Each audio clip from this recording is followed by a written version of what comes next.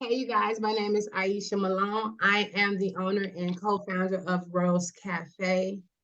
Just to remind you guys a little bit about Rose Cafe. Rose Cafe right now is an online bookstore, but we are a bridge between literacy and the community where we can give access to books. And not just any books. We want to give like representational books, timely books, new books. Make sure that Roseland have that in their community as well. Um, we do a lot for Roseland primarily because that's the community that I am from.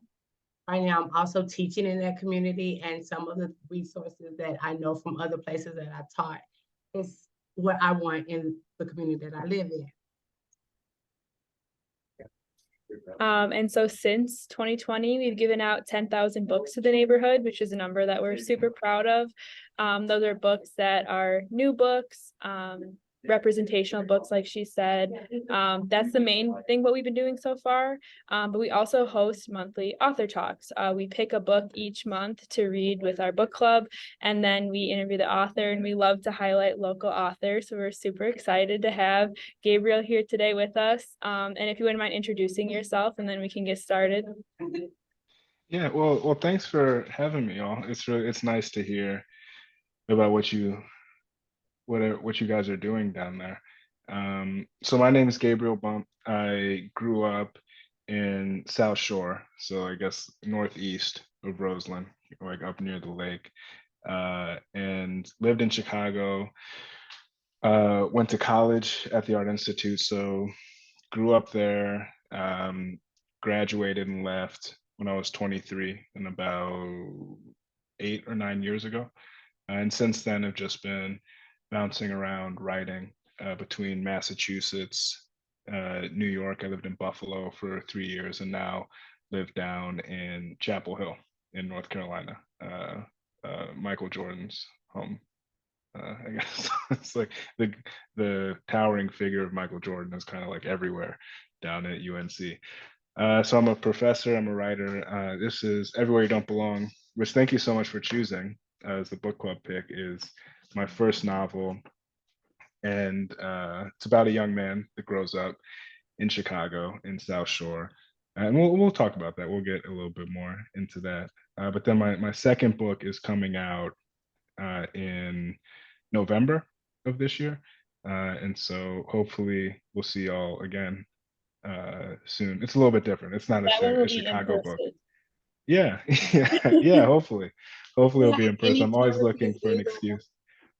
Oh, go ahead, Aisha. No, if you have any characters like the characters you have,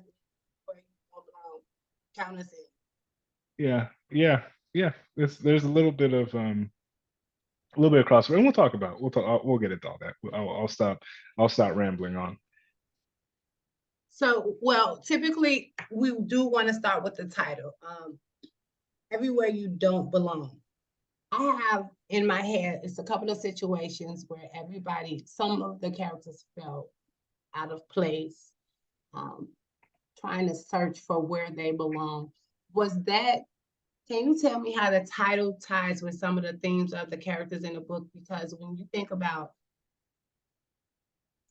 even grandma, when she found out he was going to college, it said something about her like she didn't know what to do. So I'm like, she probably feel like she don't belong in certain situations.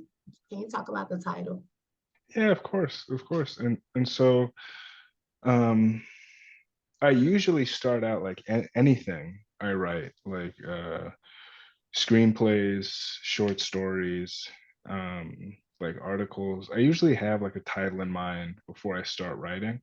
But with this book, Everywhere You Don't Belong, it came after like I did a couple of drafts of the book um, in in graduate school, and the title was originally it had Claude's name in it. Like the title was kind of just all about Claude, right? But then when I got into the book, was looking back over it again, was like doing edits.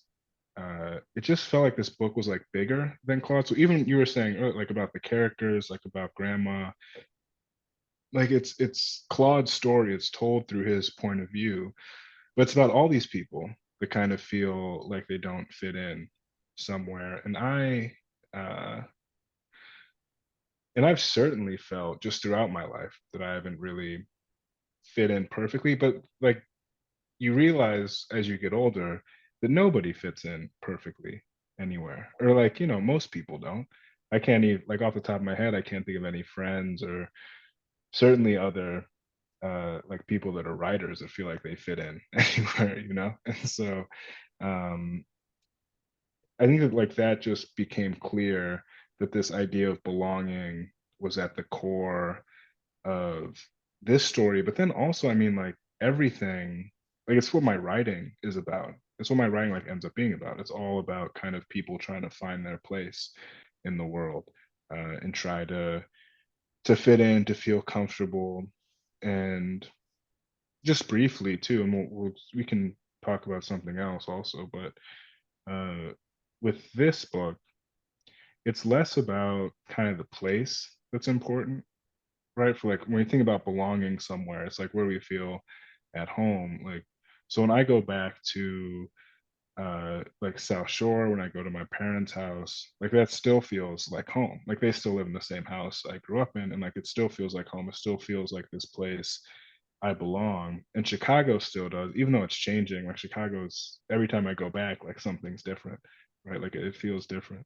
Um, but the point is that it's not necessarily the places that we live in, the places that we travel to, that make us feel comfortable, like to make us feel like we belong. It's the people that we like surround ourselves with, right? Like it's not just South Shore that makes me feel like I'm at home. It's my family.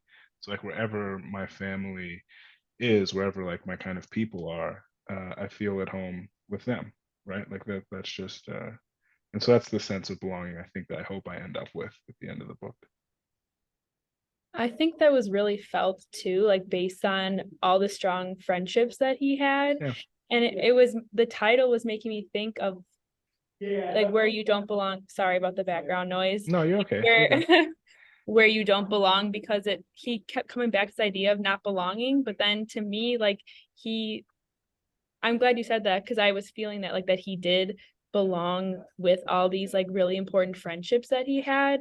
And with Nugget and Bubbly and Jonah, like all these friends growing up, like what do you think, like to what extent did these friendships help him versus to what extent do you think they held him back? Oh, I mean that's interesting. I think that well, like the interesting part is this like idea of holding back, because they obviously help him in some way. Like they make him uh like just using Bubbly and Nugget as an example, like they help him get through like a school day. Like who doesn't have the friends you just kind of talk to in class and like goof around with and get in trouble with, like all these things. Like and like that's help, right? That's helping. And um the holding the holding back is pretty interesting. And I think I'll talk about like Janice in that regard too, who ends up, so if you haven't read the book yet, Janice is starts out as Claude's like love interest, grows into kind of his sister, uh kind of ends up being closer to a love interest, and they end up like kind of together in some way. So their relationship is like always morphing as this weird little ball. um and there's a point in the book where Claude's thinking about going away for college to Missouri. And there's this real tension between him and Janice about like him leaving her and Chicago behind and going off to like do something for himself that he thinks is good. And I think that as well, I don't know, like I feel that all the time. Like I left Chicago, I left all of my friends, I left my family to go to graduate school in Massachusetts. And I always thought that I would move back, but it just never happened. Right. And I always felt like this kind of pull. And like there's times I got really close, but then an opportunity presented itself that I had to take. And like I had to go, I had to keep moving, I had to stay away. And I don't feel like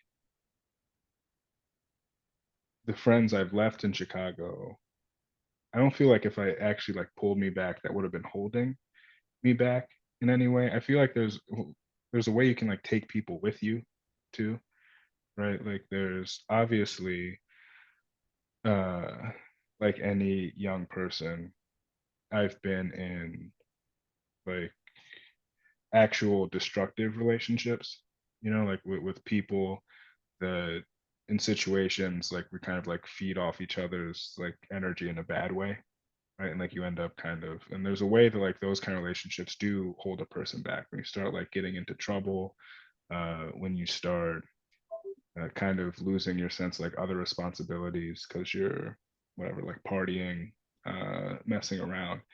Uh, and then hopefully you grow out of that, but those like friendships can still stay intact and not hold you back in the way. I don't know if that, because it's a hard question to answer. I don't know if that answered it at all.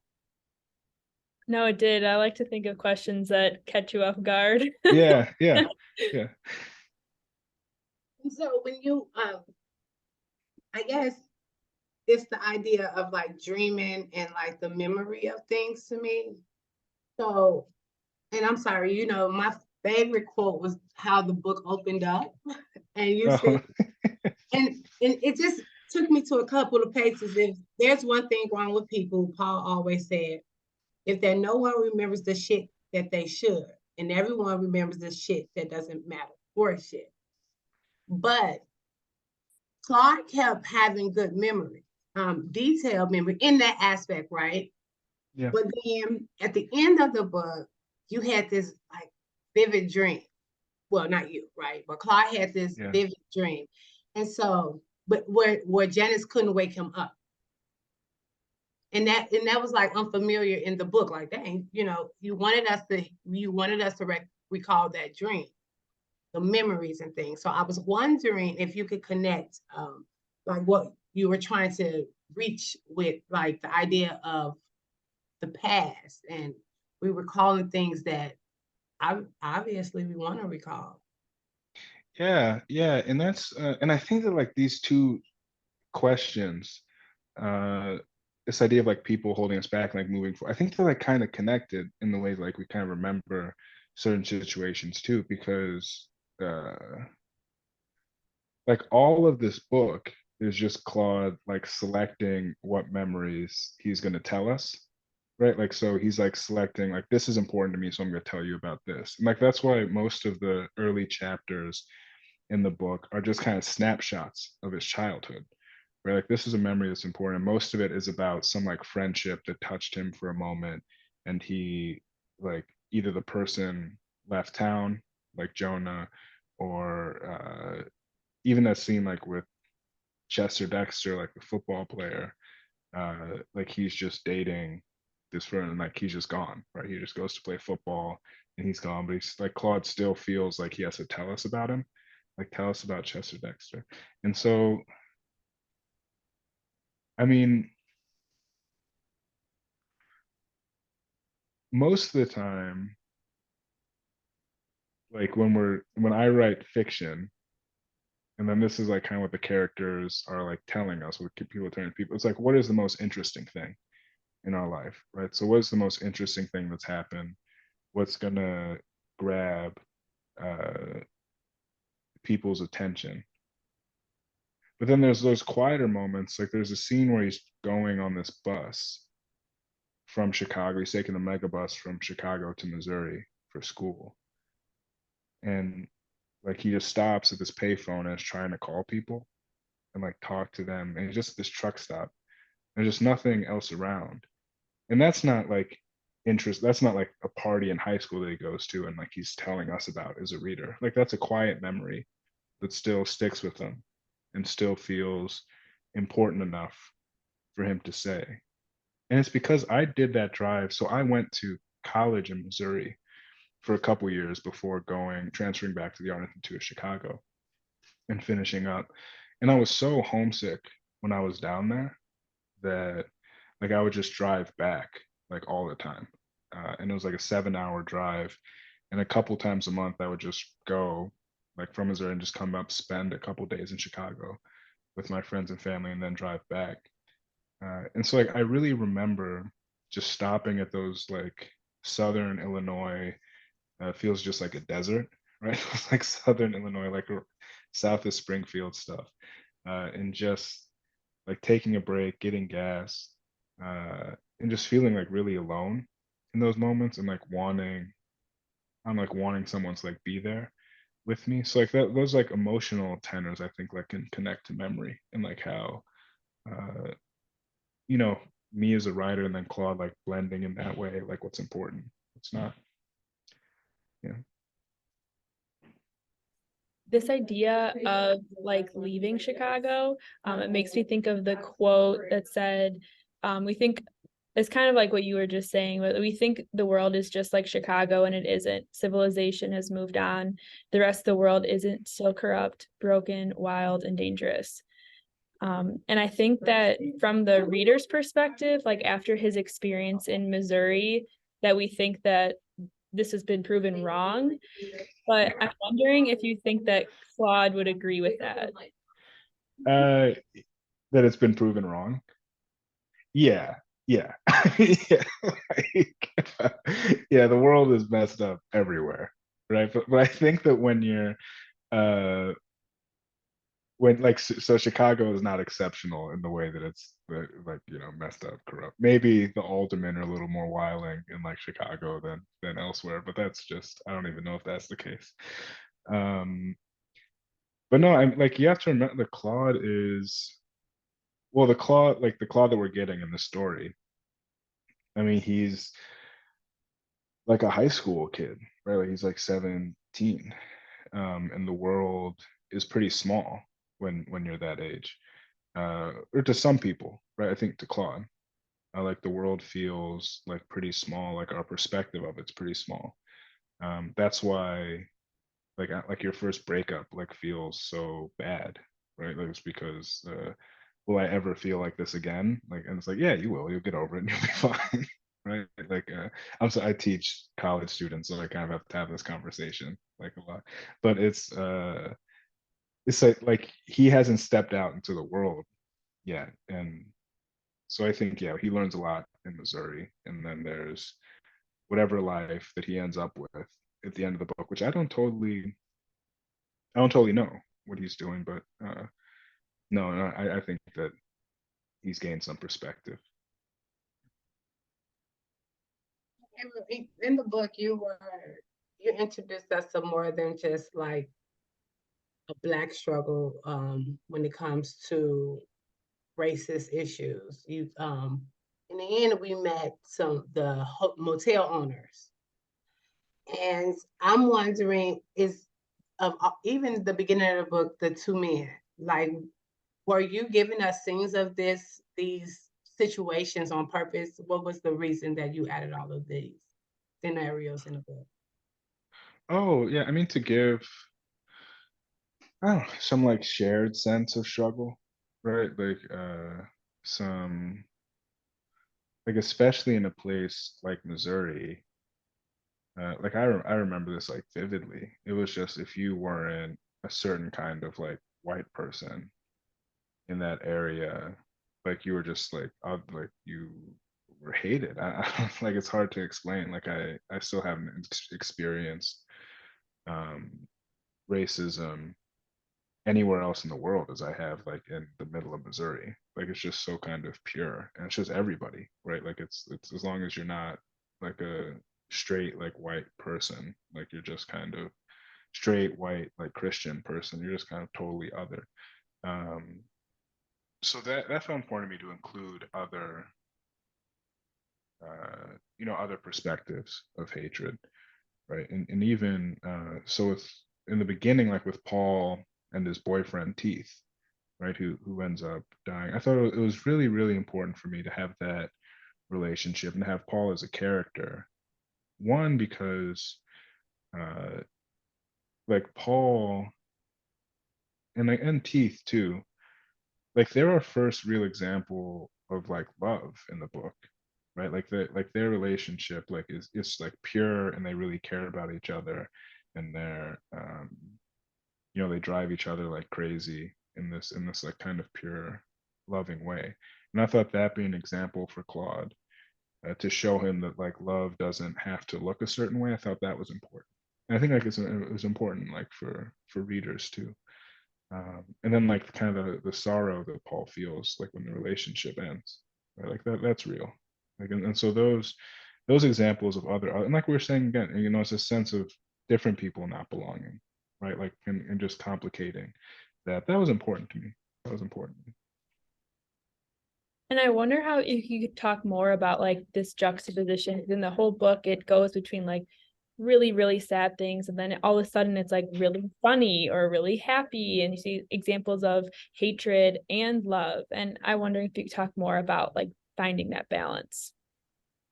Yeah, well, I think like, I mean that's how life works, right? Like it's things aren't sad all the time, even if it feels like even if it feels like they can be for long stretches of time. There's still moments where we laugh.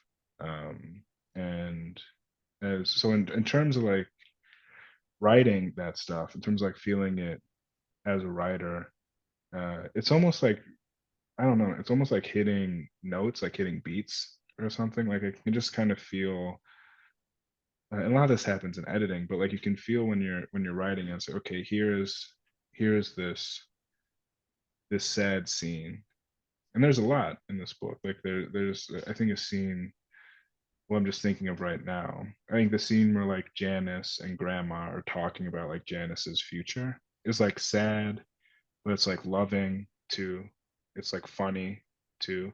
Like Grandma, I forget what the line is. There's something like, you know, so you know how many men have asked me to like move to Ohio for them or something, right?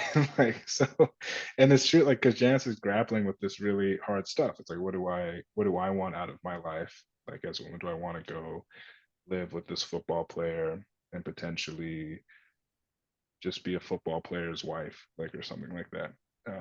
Best case scenario. Or do I want something more for myself? And so I think like grappling with that stuff. And there's I think tons of moments where I try to as a writer to like just be truthful about a moment. So not make it feel too heavy, not make it feel too silly.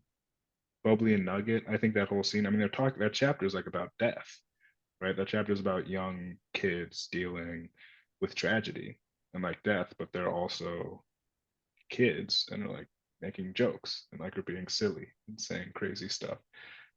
So maybe some of it's just trying to lean into truth, maybe. Even in the scene with Bubbly and Nugget, you know, I could picture those two characters for some reason. Like I saw them. It was weird for me when I got to the end of the book when Janice and Claude met in a more intimate way. And the scene set it up where I could see it when she got the tub, but I couldn't see Claude at all. Like I have no visual of how he even looks. Like I don't even know. And I wanted the scene to be so much more because I wanted to picture him. Like, how are you looking right now while she's by you? But then I went to the front cover. And I don't know, I saw like a image without a face. And I don't know what's done on purpose with your writing. Like, do you want us not to identify, or do you want us to? Is you know, like, why didn't you give us more of how he looked in the book? Yeah, okay, that's like a funny question because like I don't know what he looks like either, right? Like I can It did see. nothing for me at the end. It did nothing. I know. But okay, so for me, and I guess this is the thing. So as a writer, it's different as a reader, right? So like I'm sitting there and like I can see everything and like I'm not focused because like first person too, right? So like I can see like Janice in the tub. And I think that like it's actually a fault like in this book that we don't really get to see Claude really specifically, right? Like but that's just how it ended up being written. Because like so in the tub, like I could see Janice, right? Like I was like there, like on the toilet seat, like I could see it, right? And like I wasn't looking at what Claude looks like. And so this is actually a problem that we ran into. So the past couple years, we've been trying to turn this book like into a TV show, like me and some Okay. of my producers, and like we're trying to figure out like what Claude actually like. So what do we want this kid to like actually look like? Um, and I don't know. I ended up Funny. not caring, right? Like I ended up not really caring about. And my editor brought it up. It's like, can we get a scene where like we really see him? And I was like Claude's the lens, you know, like Claude's just the like we're on top of Claude's head, just kind of going through this world. So I ended up not really So is that sticking Claude to then it. if you know when you say his head and the clouds and the world? So is this Claude? I I can't tell you. I think so. This is I Claude. think so. I Okay. think In so. We're my just gonna head, call it. We're gonna call it. this has to be Claude for the Well, image. because even so, there's like this cover. There's the paperback cover, but there's even like the yellow cover where, like the hardcover original cover is just a kid like with a hoodie over his head. We don't see him there either, right? He's just kind of this like this faceless man, and I don't know, I kind of like it. I kind of like It was good. It was good. Was that it. Yeah. intentional with like both covers like that? Like, was that intentional? No, no, they just did. Well, actually, it was like the not intentional on my part, right? So like the publisher just has like a graphic designer that they really like, and like I signed off on it, and I yeah, for me, it's intentional not to know what this dude looks like. Uh, but that's about it. I can't say like I'm the sure intent you of the get artist. this. I'm sure you get this all the time, but like how much of this is a memoir? How much of Claude is just you? Yeah, so not like so like emotionally, I think like it's all kind of me. Like, we've been talking about this from the homesickness he feels in Missouri, um, like even that feeling of like having a crush on someone when you're 15, like kind of that feeling of being at a party and feel like so all those even like small emotional things, like that's all me. Um, but in terms of the stuff that happens in the book, like not a lot of it is biographical. Like it's made up, and that's intentional, right? I kind of just want it to be a way. The way that I kind of think about it is the like the Chicago sections are a little bit more chaotic than in a certain way than like my life was growing up in Chicago, right? Is in like they're at least not when I was living in South Shore. It was kind of different a couple of years ago, but there wasn't like a big kind of uprising, right? Like there was in the chapters, like the red belters like weren't a thing, right? Like it was just uh that like all that stuff is just made up, right? It's just stuff that's not part of reality, or at least like when I was there. And the Missouri stuff is a little more tame than my experience. Like I had a really hard time in Missouri, and it was like really awful. Like it was violent. It was like traumatizing for like me and like all my friends. Like it was horrible. Uh, but I wanted like the Claude's Missouri to be quieter. I wanted like the Chicago that he grew up to be a little bit louder. And maybe the reasons is just to remove myself from the story, right?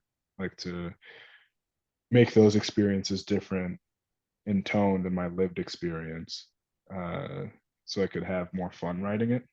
So it doesn't. I have a hard time writing memoir. I have a hard time like really sitting down writing about myself. Uh, One because there's a real fear of like getting something wrong. Like I was like writing the truth is pretty hard. Like the actual factual truth is pretty hard. There's a lot of pressure. There's a lot of made up parts in the book, but a lot of it is, true. The Yeah. part about when you wrote about anger and how like it never leaves unless like I don't know if we're saying you leave a situation or something. And then I was thinking about how like you left Chicago a little bit. Hmm. Is do in the crisis of like the neighborhoods and the community, like leaving and things like that. what is that? How do you look at that to think about like bringing the community like back together? Because the one thing about like Rose Cafe and what we're trying to do, we literally want to make it like a walking community, and we're talking about Rose, right? Yeah, yeah. Oh, sorry, I didn't want to cut No, you go off. ahead, go ahead, answer that. I was Okay. just thinking like because when I think about Yeah. it, it's like a lot of opportunities come where we could, but what's that factor that make you stay and Yeah, so be angry here and make better? yeah, and I think that like there's some, well, obviously like I think it varies from like person to person and like in situations too. So like I said, I left because I wanted to be a writer, and I got into like a graduate school I really wanted to go to, and then ended up just getting jobs. Like, and I wasn't getting jobs in Chicago, and like want to see what kind of life was like. And I mean, and the closest I did come back, and there's no coincidence to this, but the closest I did come back to actually like blowing up my life and moving back to Chicago was during like COVID, was in like 2020, particularly during like the summer uprisings, right? The George How Floyd. long have you been gone, Gabriel? I'm sorry. So I left in 2014, right? So almost 10 years. I mean, almost 9 years. Um, and 2020 was the closest. I was like looking at apartments with my brother because we were out doing stuff like in Buffalo, like kind of direct action stuff, and it just wasn't like it's different when you're doing that stuff in your home. And like I saw my friends like in Chicago doing it and like building this new world. Um, and then I got like this job offer. Like that's essentially what happened, right? And like in that that made it hard. That made it hard to actually decide. Because part of it was, you just go to school. I was writing my book, and then when I left Massachusetts and just went to Buffalo, I'd go back to Chicago all the time. Like I was driving back, I was like flying back, and I just want a quiet place to like write my second book because I know I wouldn't get any work done if I was just in Chicago hanging out. And 1 year turned into three, like, and that stuff kind of happens. And so in terms of like the actual idea of staying someplace and fighting, uh, I think there's kind of like an obligation to do it. I try and stay as involved as I can, try and stay in touch and see like what's going on in Chicago, especially like with just kind of keeping an eye and seeing what I could possibly do. So the big thing happening in like South Shore right now, well, there's a few big things, but like the Obama like library, the the center. I guess we can't call it a library anymore, but like the center, uh, like, and there's just totally changed the landscape. And there is, uh, I mean, what comes after, like the thing about putting like this big like movie studio kind of like around South Shore, like South. They're built already planning all these like high rises. Um, they're moving Lakeshore Drive. Like my parents' house they bought the house in like 1990, and it's like gone up in value for the first time in like 30 years, right? since they've owned it, because the neighborhood's like changing so fast, and it's just this total disconnect between what's good for homeowners, what's like how that affects renters, like how do we bridge that gap, which is a question that's happening everywhere, and like in North Carolina, like in especially this area, North Carolina, too. Um, so I don't know. I mean, like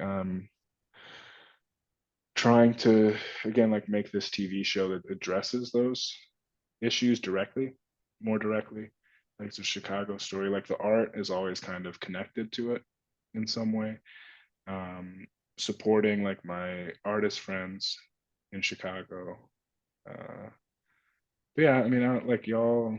And doing So, this, supporting, right? Because well, we I got mean, yeah. But no, this is like the important stuff. And so I think that it like is. if I honestly, if I didn't have this job right now, my plan was to go get my master's in education from Chicago State and like be a public school teacher. Like that's what I wanted to do. Right. And now life just changes, right? Like life kind of gives you different opportunities. And I still think about that. So I guess I don't totally know. Right? I'm still grappling with it. Yeah, and I just only asked because the riot that you added to it, like we were right in the middle of it. It's like, you know, those fights. And maybe not as big as a riot, but as Yeah. big as small as literacy access, right? Like, okay, so that's Yeah. not that fight, but we have no books over here. Yeah. And you know, and I just love it. I love the story. I loved how Claude developed. I love who he became. Really good story. Um, we do try to respect a lot of people's time, and we. Yeah. What time? Oh, I didn't even know. I know, right? Because we probably could talk about this forever. But I'll make sure that people that's watching had a sense of normality. And we just want to thank you for joining us. I really enjoyed the book. We are an online bookstore, so we do ask people to buy books from us. We all our proceeds goes to giving books out to the community. Where we do community book drives, a lot of seasons, a lot of events, a lot of holidays. We're popping up in rows in different corners and rows and just giving out free books to the community. And they're not just any books, like I said. We invest in the kids over here, so we make sure they get like books that's new. They are books that look like them, that has something to do with what's going on in the world. And we make sure that they have those in those houses, not just the kids. We also give out adult books as well. As we are growing, I think Rebecca want to talk a little bit about that. We are growing, and this is another way that you can support Rose Cafe as well. Yeah, so in order to get our brick and mortar and like expand to the space that we want to have, we are establishing a nonprofit of the LLC. And coming up in February 26th, we're having a fundraiser, which is going to be in Chatham at this new Discover building, which is really beautiful, and is our first annual fundraiser. So we're really excited about it. We started promoting it, and yeah, we're looking forward to it. We're gonna have, like some book sales. We're gonna have like local partners there, and just really like awards talking about different people in Roseland making a difference. Really just coming together to talk about our mission and what we want to do moving forward. Yeah, can y'all send me the information for all this? Of course. Okay. Yeah. Thank you. Yeah. So thank you so much. Again, we really appreciate it. We both really love the book. We've been texting about it like as we read it. I literally was looking up, I'm like, was there a riot that I didn't know about that happened in South Shore? Like, that felt so real. Yeah. We really love reading it, and we're really looking forward to your next book coming out. All right. Well, thanks so much for having me, and please, like keep in touch. All of my email. I would love to help in any way I can, both with the brick and mortar book drives or anything, and then hopefully see y'all when I come in town next. We can't wait to meet you today. Yeah, can't wait to meet you. Bye. All right. Have a good night. You too.